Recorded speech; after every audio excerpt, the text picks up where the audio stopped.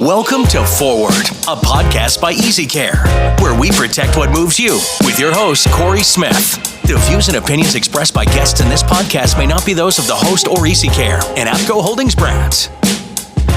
Welcome to Forward. I'm your host, Corey Smith, National Fixed Operations Training Director with BizzyCar. Please welcome my guest today, Ryan. Ryan, thank you for being a part of Forward. Hey, awesome to be with you, Corey. So Ryan, tell our audience a little bit about you. What's your title and the company you work for? Yeah, so my name is Ryan Maher. I'm the founder and CEO of BizzyCar. I'm also a third generation car dealer. So grew up in the auto space. I think I still have a title in the auto group, unless my brothers demoted me. But he and I have a great relationship when it comes to working the retail side. But I'm the founder and CEO of BizzyCar. Where's your dealership located? We're based in St. Louis, Missouri. Okay. My grandfather started off. He was one of the Volkswagen distributors from the Midwest, and so he started doing that after when he came back from World War II. And my dad and my uncle took over, and now it's kind of transpired to the third generation. That is awesome. I love that. So tell us a little bit about BizzyCar. What is BizzyCar? So BizzyCar is a software company that we actually invented in one of our stores. We're tired of hearing about, do you remember the Takata airbag recalls? Yes, I do. Yeah. So we were really just so sick and tired of hearing about Takata.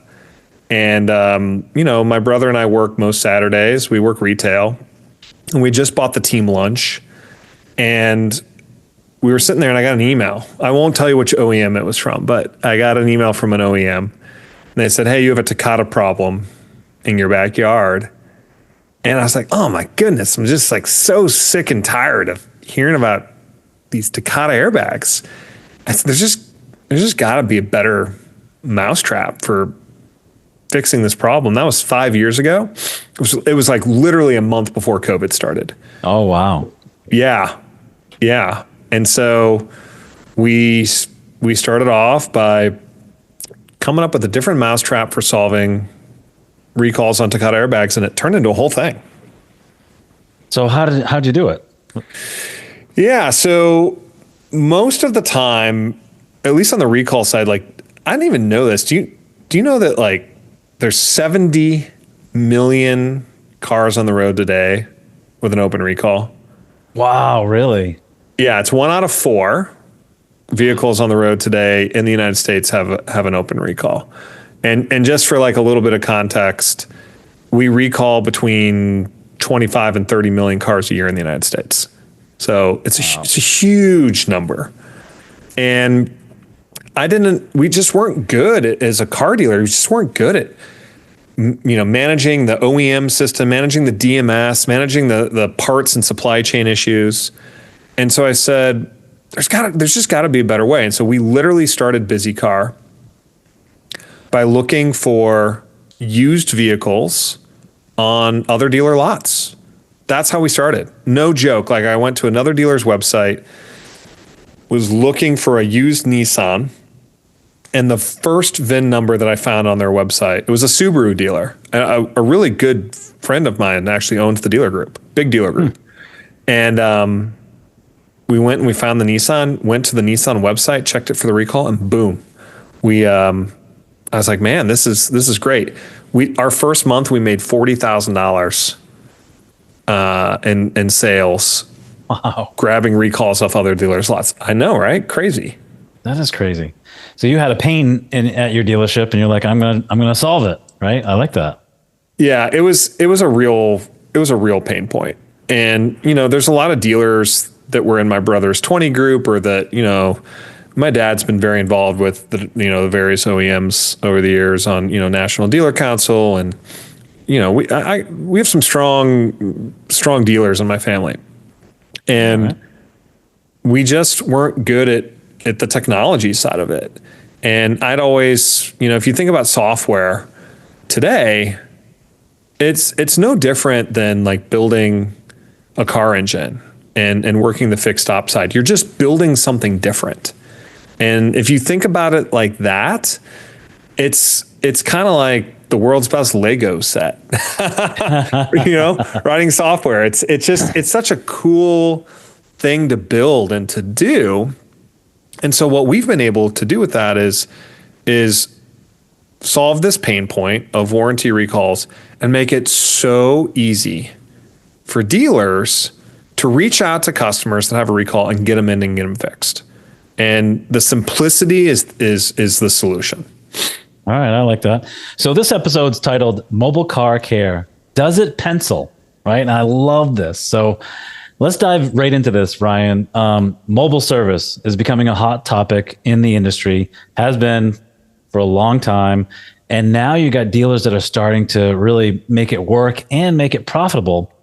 What's driving this trend, and why should small dealerships consider adopting to it? Yeah, so the trick to mobile is starting with recalls. And so that's everything that, quick story on BizzyCar. So we started off doing recalls on other dealer lots, and then, the technology evolved. We've raised $30 million of venture capital. We got over 100 employees, and everybody was telling me, they're like, man, you should build another product. You should do something else. But we don't just build products for the sake of building products. What we do at BizzyCar is we identify pain points and we solve those pain points.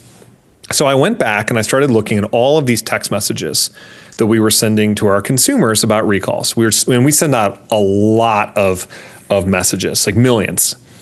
And one of the most requested items from our customers was, can you repair this in my driveway?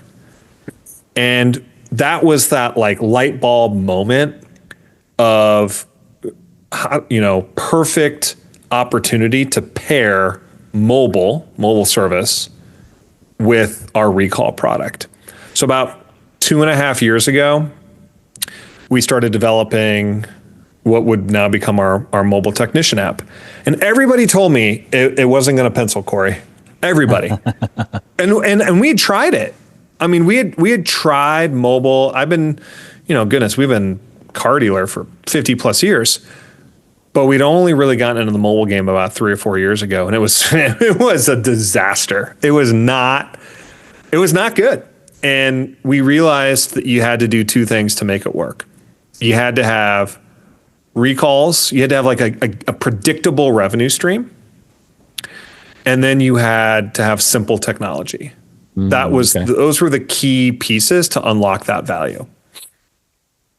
So why should smaller dealerships, because I get the larger groups, you have, a handful of stores or a dozen or 30 or 40 or 60 or whatever, that they can make it pencil, right? But what if I have a dealership that is 1 or 2 stores, right? How can I make it work? Yeah, scale definitely helps with mobile. Scale helps with anything. So I spent a lot of time. So I was at a big OEM conference in November, and I was putting some slides up. There's a room of like 350, 400 dealers, and this was an OEM that's just starting to get into mobile. And I put a giant, a picture of a giant truck up. And I'm like, this is what people typically think of as mobile repair, right? This $100,000, medium grade commercial vehicle. It's got a high roof. It's got all this expensive technology in there. And then like, how do you staff for it? And yuck, we didn't need any of that. So for those smaller dealers today, I love going around and showing them how to get started with just a small service loaner. So like, no joke, Corey, I will literally talk to dealers that will begin doing mobile service as a dealer using like a Ford Escape. Oh, really? Or a Nissan Rogue, small format. I spent less than $1,000 getting my first Nissan store up and running. I took a Rogue that was, we had a lot of Rogues a couple years ago, just sitting on the lot. Popular car, but we had a little excess inventory. And I went to a truck wrap place, like 5 minutes down the street. Spent like $600 wrapping the vehicle. I didn't even wrap the whole thing. I wrapped like the front side doors. And I put a WeatherTech liner in the back, something that you would put like for your dog. And that was it. I mean, we spent like $1,000. And then we started talking like which technician was going to do this. And depending on whether you run do you run 412s or 410s or 5.8s, depending on how you run your shop. And we just took a technician that was doing a lot of additional recon work for us. We just put him on the road. And that's how we started with mobile. It was so easy to start with this small form factor. And this is why I'm so glad that Ford Motor Company has now gotten into the Escape. And, Nissan's doing it now. GM's doing it. And everybody realizes you don't need the giant like F550 truck. I mean, sometimes you need that for those large operators, but sometimes you just need small format. Just get the vehicle out there and start doing some work. So out of that $1,000, what was your revenue, that you were making, in the next 90 days? Was it substantial? Yeah. So this is where recalls are so powerful. It does take time for consumers to get used to something new. And the best example, and I give my dad a lot of credit because he's lived this. He had to sit there in the 90s. Do you remember, I mean, you've been doing this a long time. Do you remember when express service was kind of brand new? Oh, yeah. That was like, I was a kid when that happened. And my dad would come home and his service managers were crying foul. Like, we don't do oil changes. Like, this is main shop work. And my dad's like, it's all about customer retention. It's all about getting the customer in the store. And he really believed it. Well, that's mobile service today, right? And everybody's against it. It doesn't pencil. Well, if you compare mobile service to main shop CP work, yeah, like it doesn't pencil. But if you compare mobile service to Express or a retention tool, it beats it back all the time. So like, how did we get started? How did we do it? We started with our mobile truck doing recalls on used car lots. That's how we got started. Okay. And I would send that small mobile truck out, and because it takes time to get consumers used to this. And a lot of the times they're like, is this even real? Because you weren't doing like marketing or advertising for it. So we would go out and do some of that work. We'd cover our nut, right? We'd cover the cost of the tech and the vehicle. And then we'd start by doing like a handful of consumer visits a week. And then that handful of visits became a few more, and then you start getting repeat business and becomes more and more. And it takes time. So all of a sudden, 2 years later, and our mobile trucks are thriving because we have an installed customer base.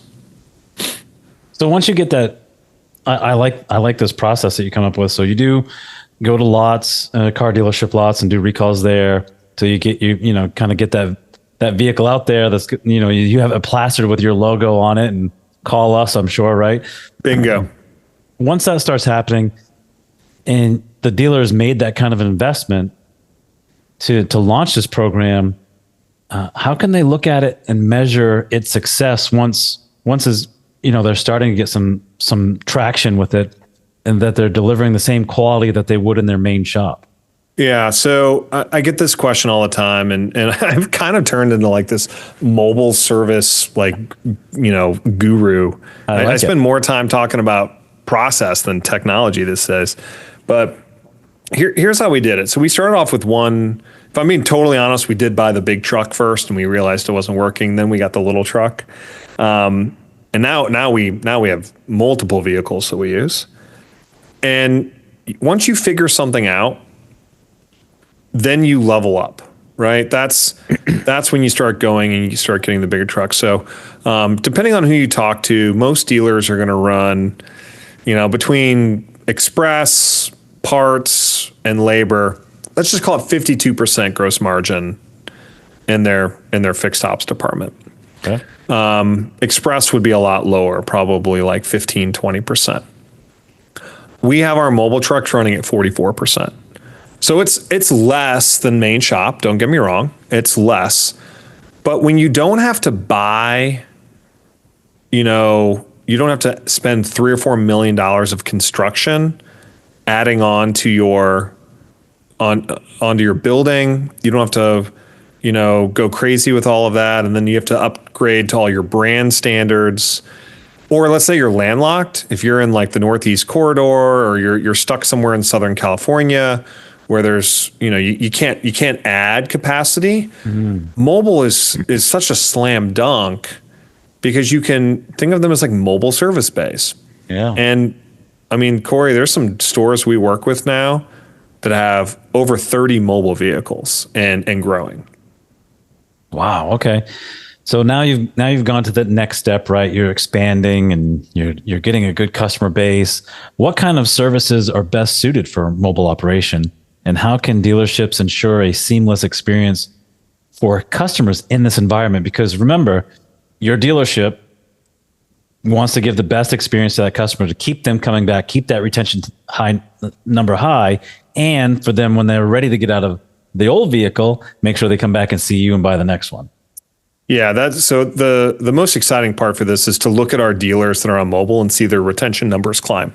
CSI goes up, Net Promoter Score goes up. Everybody's happier with the mobile experience. Getting out of the starting gates is hard, but once you're out, once you're there, I'd say probably the hardest thing is staffing. But dealers will be shocked at how much easier it is to find, because if you're only looking for one mobile tech, it's a lot easier than trying to find 4 or 5 in the main shop. I know that sounds crazy, but it's a change of pace. It's new scenery. And a lot of the people that we recruit, they just don't want to be inside of a building all day long, and we're in the Midwest. In the summer it's hot, in the winter it's cold. When you're out there like on the road, you get to kind of do your own thing. You're the master of your own domain. And so for us to be able to, go out there and kind of develop that model for the dealer body has been tremendously helpful. So where we always recommend is start with recalls, start with the used car lots, expand to fleet. Fleet's huge for the domestic brands. Okay. Home services companies, I'll sit there and I'll talk to a lot of dealers, and they're like, oh, well, we couldn't get ABC Heating and Cooling because they work with Jiffy Lube. I'm like, that's the most ridiculous thing I've ever heard. Like, why? Go ask why. Why do they work with Jiffy Lube? It's like, oh, because there's a Jiffy Lube like right around the corner. I'm like, buddy, you're taking the truck to the company. Like, what's more convenient than that? And then the dealer kind of looks at you like, oh yeah. So that's how you do it. And you look at all of our rivals in the space, the Teslas, the Rivians, their core bread and butter for service is mobile.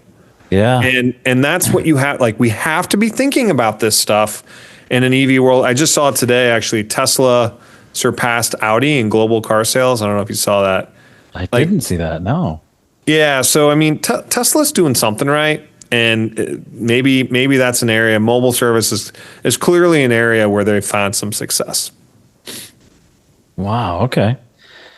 So what role do tools like, BizzyCar play in supporting mobile service operations, especially, again, for smaller dealerships? Because we can talk about a large group. That's a no-brainer. They can do this and they can withstand the pain and they can make mistakes, right? Because they're bigger and they can offset it a little bit more. But the smaller dealerships, I think they have to get it right.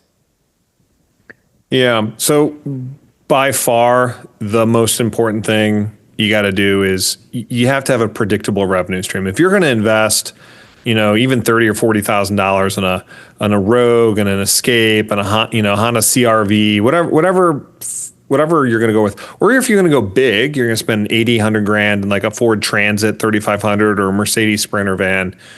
That CapEx at the beginning, you got to know that you're going to have some revenue streams out of it. So the number one thing when I talk to dealers is the math has to pencil, right? Because dealers will try anything for 2 or 3 months, But if it's not working, or if the brain damage is too much, like they'll stop, they'll quit. So number one is you got to have that predictable revenue stream. And the way we look at the world, that starts with recalls. But very quickly behind that, because eventually we want to get the consumers on board with this, is you got to have technology that's really simple and easy to use. And to us, that means starting with the customer in mind, right? Starting with the consumer. What are their pain points? Right. And for them, the biggest pain point that they feel is scheduling. How do I don't want to go online and like request a mobile service and then the dealership's got to get back to you. So we, with our scheduling, because we're integrated with real-time driving directions, with traffic conditions, we have all the op codes set up. We don't use capacity planning like you would have in Xtime or Dealer FX. Everything that we use is actual time, actual flat rate time, because we decompose all of that off of the technical service bulletins. So we're able to be really precise with this. And you're driving around, a lot of drive time is wasted. A lot of that technician time is wasted. So we provide tools to the dealers that make them really efficient. And it starts with scheduling. You got to give your technician a mobile app. They got to know where they're going, who they're talking to, where are the car keys, where am I meeting the customer. The consumer needs to be able to see things like, where is my technician on a map? They're used to things like Uber. And, like where's my pizza? Yeah. Exactly. I ordered DoorDash for lunch for my kids on Saturday, and like I could see where the little Chick-fil-A, how far, where, you know what I mean? Like, my wife was sick, so I was on lunch duty, and I was like, oh my goodness. But yeah, I mean, when you can actually see, when your food is arriving or when your mobile tech is arriving, parts planning is really complicated. You got to be able to make sure, does the mobile truck have parts on the vehicle? And you got to have controls in place. There's a lot that goes into this. And unless you're a dealer that's lived it like we have, you're not going to be able to invent anything that solves these pain points. You're just going to be, swinging a bat in the air. Man, I love all this. So preparation equals control. I say that all the time in my classes, right? So making sure before you leave today that you have all the parts you need for tomorrow, right? I love that. And can you make something that and sell it to Best Buy? Because today I was supposed to see them between 11 and 3. They call me at 2 minutes of 3 saying, hey, we're on our way. I'm like, I got other things to do. Like, I had no idea where you were, right? So I had to reschedule. But if I knew, like, hey, we're on our way, or like where's my pizza? That app would be invaluable to any business that's doing stuff outside of the store. It's funny that you say that. One of the biggest lessons we've learned with mobile repair, we're car dealers, but we're also involved in the HVAC business. And one of the lessons that we learned from HVAC, because all those appointments are mobile appointments, right? You're going to somebody's home. Yeah. One of the things that we learned is that if you tell the customer that you are running late, if you give them advance notice, so let's say, Corey Smith's appointment is at 3 p.m. And if I tell you at noon that we're going to be late, you might be like, oh, okay, that sucks. But you're not like mad. You're not like annoyed. But if we want to make sure we're communicating that the right way. But if we show up 5 minutes late, you're like freaking pissed, and you're giving a bad survey, low CSI, low NPS. So the technology has to be really dynamic, and it needs to over communicate. And the way that we've designed our technology is if a technician's working on an appointment, let's say, they're out at Susie customer's house, and, it turns out she wants an extra cabin air, filter installed, or she wants a rotate. She wanted some recall work done, and now she wants a rotate. Well, now that technician's going to run behind. Well, the app needs to alert the next appointment that's happening. And so instead of relying on the technician, instead of relying on the service advisor, et cetera, let the technology help you.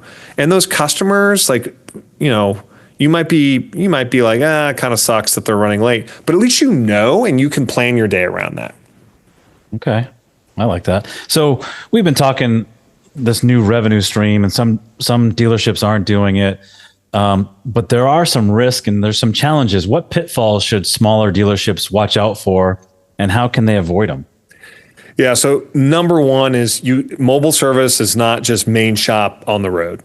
That's just not the way that it works. Mobile service is a different type of service. So if you think about how most dealerships are set up, you have main shop, you have internals, you have express, right? That's how kind of the three major P&Ls, if you will, inside of a dealership. And I'm putting reconditioning as part of internals. Mm-hmm. Mobile service is another way of doing business. You have got to get your service directors buy-in to do this. Okay. They have got to want to do this. And if they don't, and you're not going to sit there and someone's got to be in charge. And there's a lot of times when I go and I talk to 20 groups, or I go and I talk to I go to a dealer meeting, and all these dealer principals are nodding their heads like, yeah, we're going to do mobile. and then I come to their store a month later, and they're like, yeah, mobile doesn't work. And I'm like, well, okay, a month ago you were high on the hog. Like, what is it? He's like, oh yeah, you can't find the right people. And it's like, well, who was in charge of this? Did you go and talk to your service manager? Like, did you get buy-in from him? That is the number one issue, that I see why this fails, is there isn't a stakeholder who's bought in. And okay. Your parts manager might be okay, might him and haw, your service guys. But if that service manager wants this thing to die, he will win. Die. Yeah. Yeah. Okay. I get that all the time when I teach the training for service advisors. Oh, that won't work in our market. Our customers won't like that, right? And anything you say to them, right? But if you show them and then say, hey, I challenge you to take what you learned today and go do it tomorrow and then come back and report to me.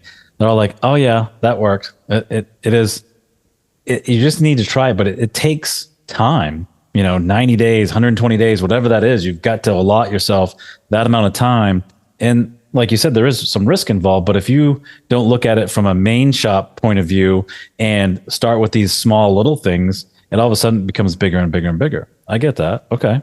Yeah. And dealers can't be myopic about this, Corey. Like, there's a lot of dealers I go to and they bought the one service truck or the two service trucks and it's just sitting on the back lot. Like, nobody's using it.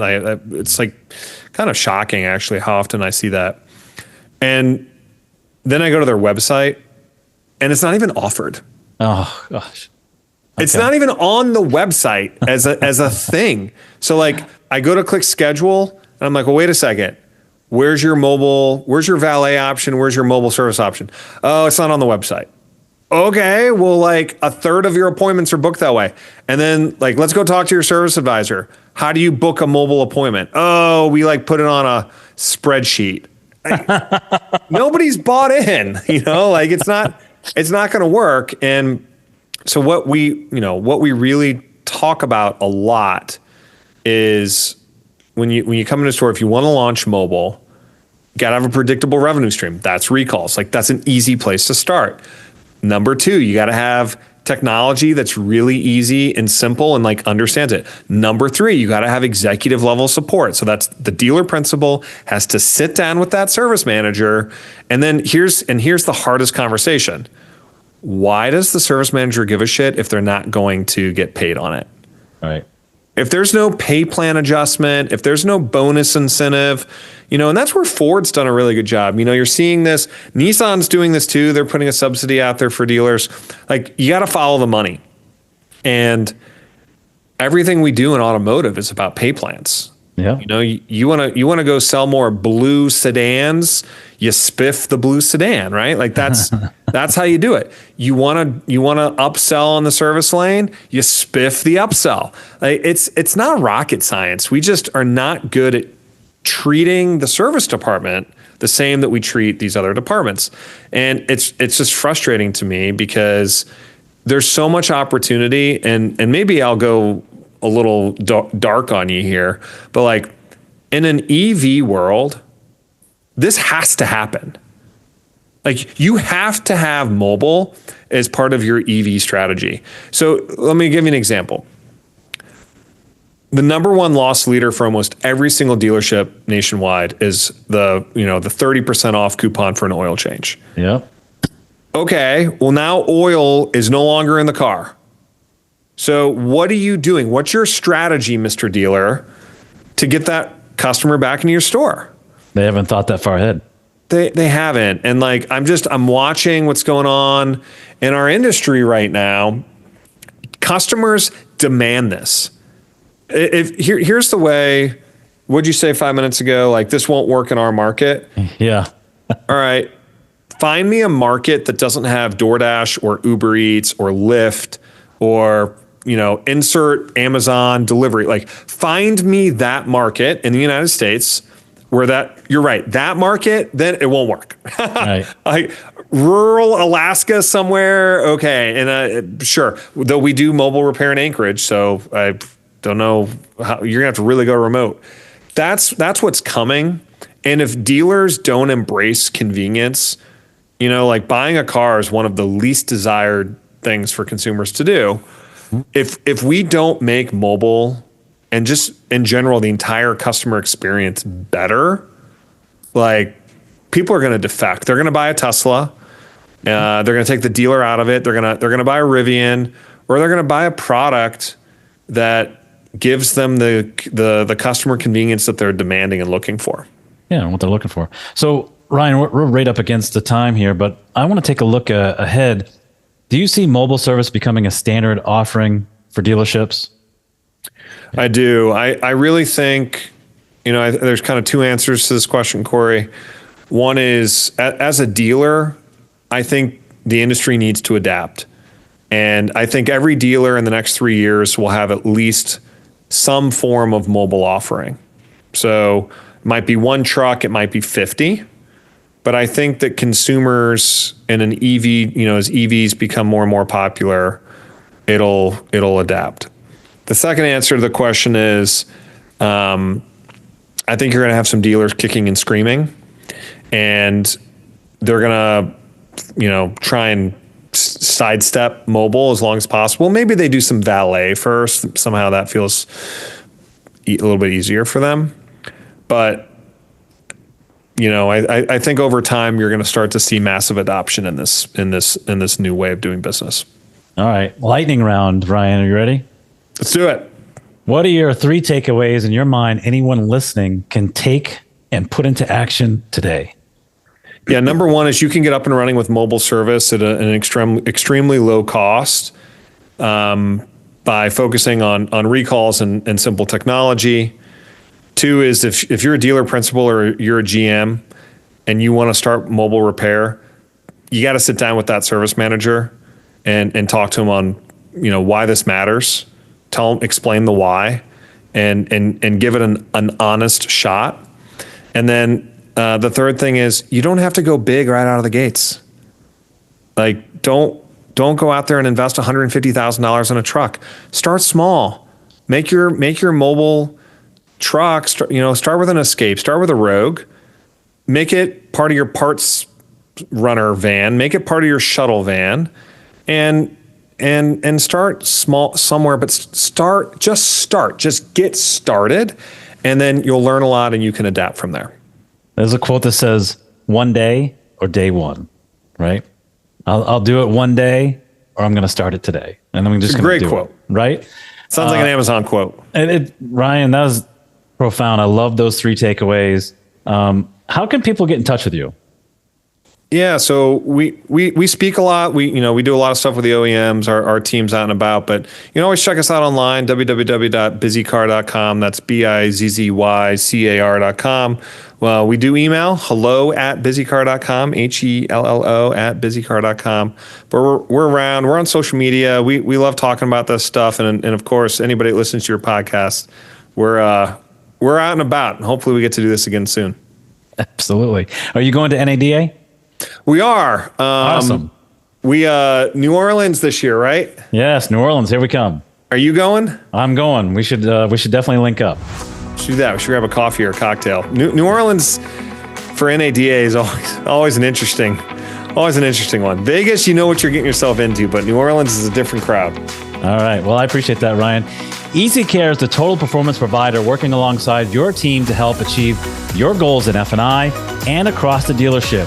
We are an award-winning provider and administrator for F&I products and can provide the tools, knowledge, and training needed to unlock the potential of your dealership. For more information on EasyCare or to be a guest on Forward, please feel free to send me an email at csmith@apcoholdings.com. Ryan, that is all the time that we have for today. Thank you so much for being a part of this episode. And I'll ask this last question, like I ask every guest. Will you please come back? Count me back anytime. Looking forward to it. Thank you for listening to Forward, a podcast brought to you by EasyCare with Corey Smith. Be sure to like and subscribe to the podcast. New episodes are released on the 5th and 20th of every month.